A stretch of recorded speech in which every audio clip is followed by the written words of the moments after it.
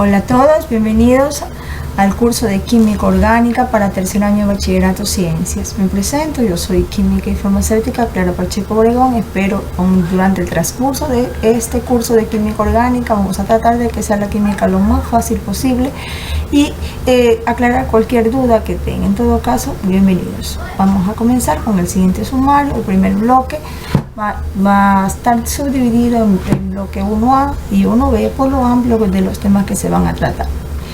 En el bloque 1A vamos a hacer lo que es definición e importancia de la estructura del átomo de carbono, la importancia de la química orgánica, para que vean la diferencia que hay entre un compuesto orgánico e inorgánico, análisis elemental, cualitativo y cuantitativo, clasificación del carbono, isótopos de los átomos de carbono, que es un isótopo, y hablar sobre todos los átomos de carbono, como son carbono 12, carbono 13, carbono 14, hibridaciones del átomo de carbono, los esqueletos, todos los tipos de esqueletos que se pueden presentar en química orgánica, cadenas, clases de carbono, y por último los elementos biogenésicos.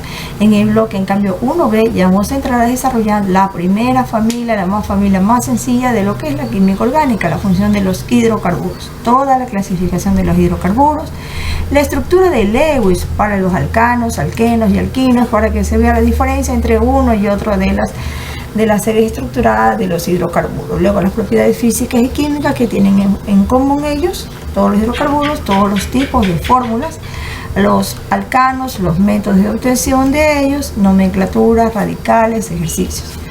Después entraremos en lo que son los hidrocarburos insaturados, o sea, doble cadena, triple cadena, como son los alquenos y los alquinos, cuál es su concepto, su definición, métodos de obtención, nomenclatura, radicales, y haremos ejercicios hasta que quedemos claros con todo lo que son hidrocarburos. Bueno, comencemos. Definición e importancia de la química orgánica. ¿Cómo se define la química orgánica? Hasta ahora hemos visto en los años anteriores todo lo que es la química inorgánica, mezcla, pero en este año se abre un nuevo mundo, un nuevo universo que es la química orgánica. Y algunos dirán, bueno, ¿qué importancia? ¿Cuál es la diferencia?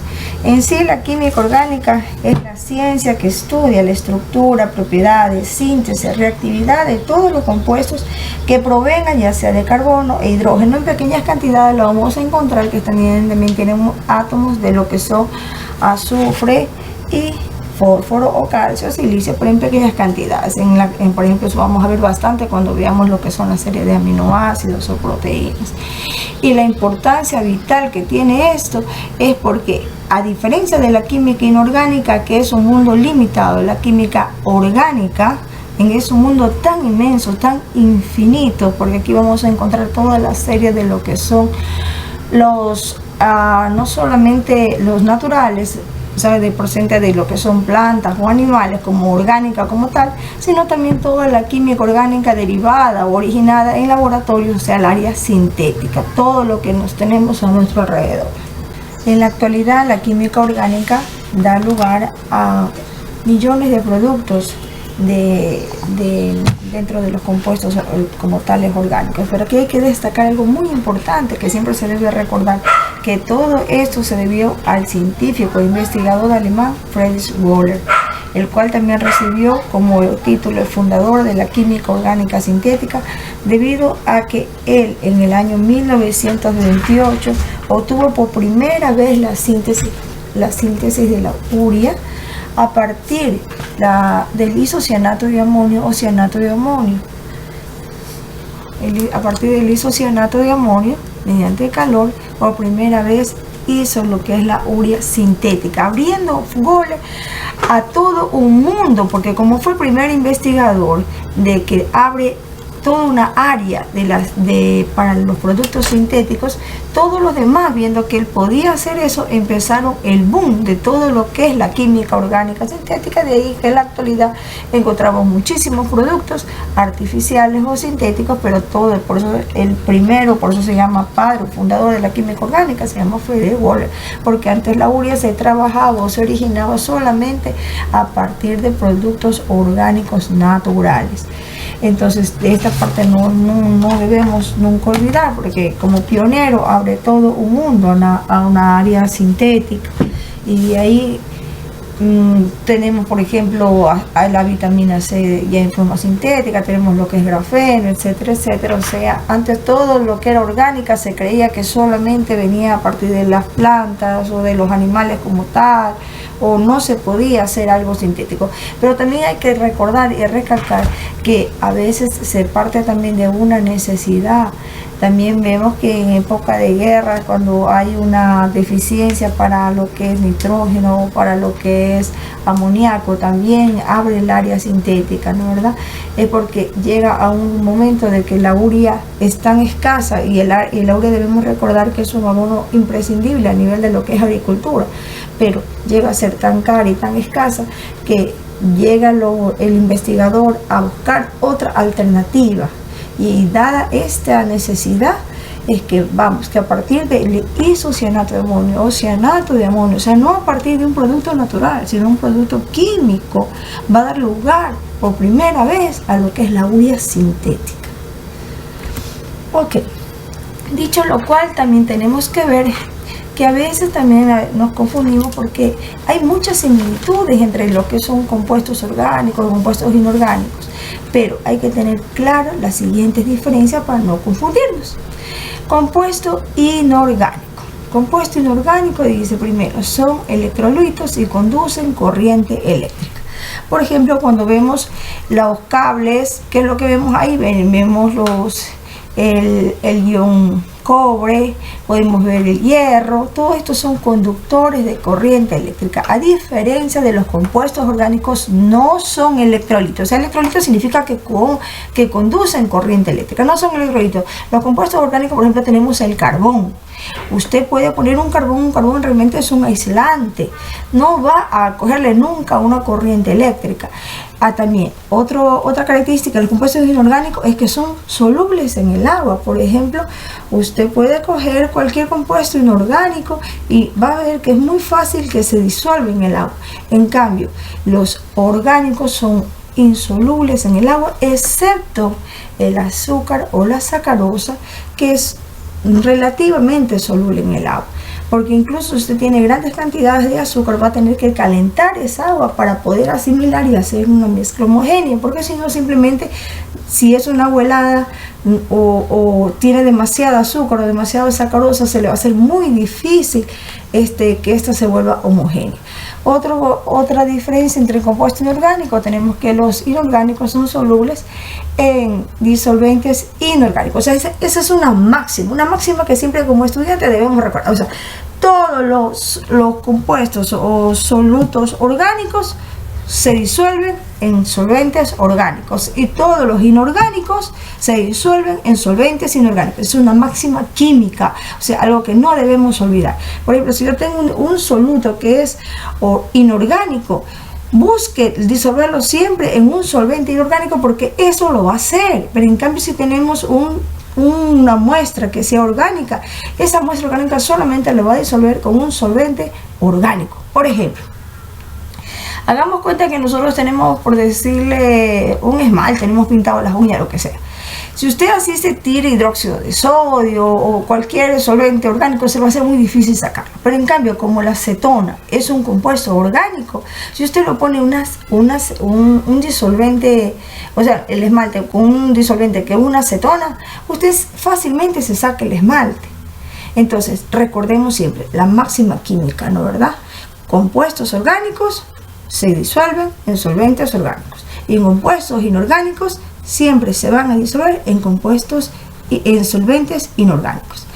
Otra característica, los compuestos inorgánicos no se descomponen a temperaturas bajas. Por ejemplo, usted puede coger un clavo de cemento. ¿Qué tenemos? Cemento, una aleación de lo que son un compuesto inorgánico. Póngalo si usted quiere en el congelador, déjele los días que usted quiera, usted va a tener un clavo de acero congelado.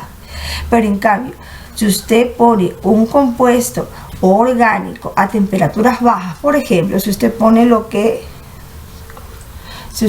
por ejemplo lo que es un azúcar o lo que sea, cualquier producto orgánico en temperaturas bajas, usted lo que va a tener un terrón, o sea, se va como a condensar.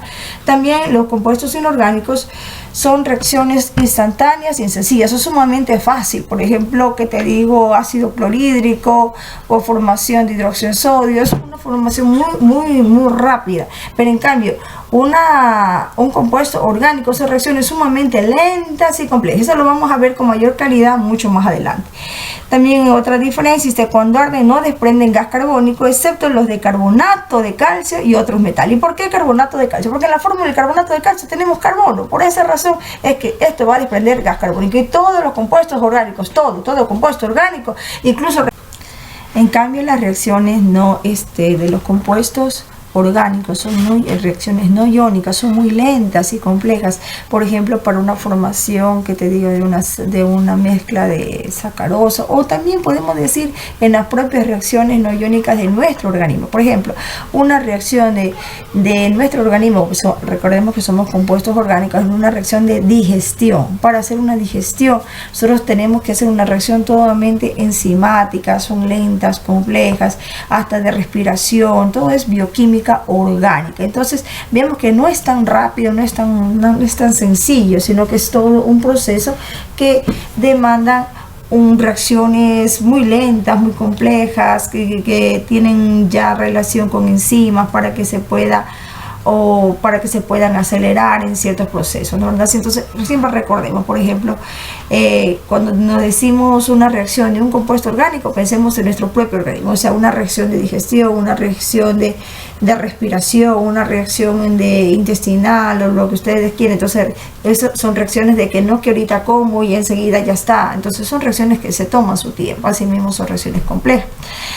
En el punto 6 vemos, dice, cuando arden no desprenden gas carbono, excepto los carbonatos de calcio y otros metales. En cambio, como orgánico, dice, cuando arden desprenden gas carbónico. ¿Qué es lo que pasa, por ejemplo, cuando nosotros sudamos o estamos cansados, lo que sea, o mucho frío también, ¿verdad? Desprendemos. Nuestro cuerpo, cuando tiene mucho frío, ¿qué le hace? Alza nuestra propia temperatura y empieza a emanar ese humito blanco que nosotros decimos que es gas carbónico. O sea, todo compuesto orgánico, cuando se calienta, va a desprender de por sí un anhídrido carbónico, ¿no? ¿Verdad?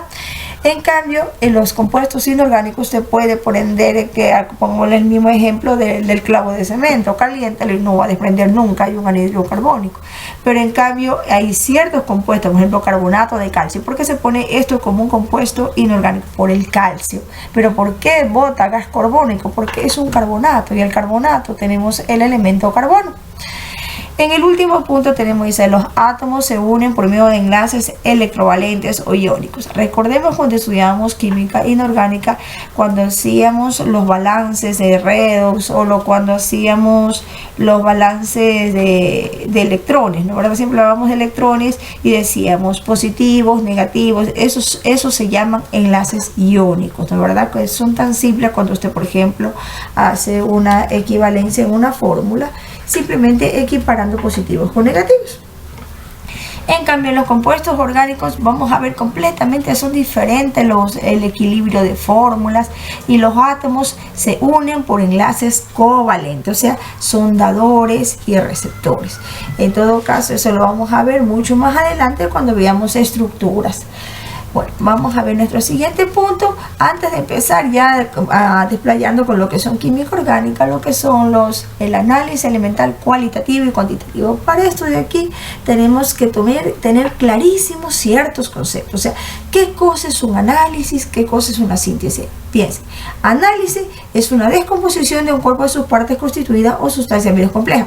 Hagan cuenta, por ejemplo, cuando ustedes cogen un rompecabezas y lo desarman. Entonces, cuando usted le escucha aquí en química orgánica, dice, vamos a analizar el producto, vamos a analizar una muestra orgánica, significa descomponerlo, abrirlo en sus partes. Y cuando le decimos a un análisis elemental cualitativo, se refiere a la cualidad. Es decir, es blanco, es decir, es dulce, es amorfo, es cristalizado. O sea, lo que vemos con nuestros sentidos, eso se llama análisis elemental cualitativo. Y análisis elemental cuantitativo, cuando usted tiene que pesar la cantidad. Es decir, tiene 2 kilos, tiene 3 kilos, tiene la temperatura de 300 grados o 20 grados Fahrenheit. Eso cuando tenemos ya que cuantificar, estamos hablando de análisis cuantitativo. Y en cambio, en lo que, mira, análisis es lo contrario a lo que es síntesis. Entonces, en química orgánica, cuando usted tenga la palabra y dice vamos a sintetizar un producto, va a ser, significa unir, o sea, es la formación de un compuesto a partir de sus elementos. Ejemplo, al quemar un papel, el oxígeno del aire se une al carbono del papel transformándose en anhídrido carbónico. ¿Qué significa? Mira, tengo aquí el carbono, ¿no verdad?, que se encuentra en mi papel, porque acuérdense que el papel viene de origen orgánico. El oxígeno que lo tenemos en el aire y va a dar lugar, dice, al anhídrido carbónico. O sea, ¿qué es lo que estamos haciendo? Uniendo elementos, como diciendo, uniendo elementos de nuestro rompecabezas que va a dar lugar a la formación de la síntesis, a la unión del CO2. Ahora, aparte de estos conceptos que tenemos que tener clarísimos, tenemos que también saber qué cosa es una especie pura. Cuando hablamos de una especie pura es toda sustancia homogénea que tiene exactamente las mismas propiedades físico-químicas en todos los puntos de su masa. Es decir, una sustancia libre completamente de impurezas. Por ejemplo, el agua, el hierro, el oxígeno puro, etc. Eso es una especie pura. Bueno, chicos, en todo caso espero que todo lo que el concepto, lo que hemos visto de análisis esté claro, porque tenemos que tener una buena base. Vamos a ir despacito para que no haya ninguna duda. Los espero ver en el siguiente video.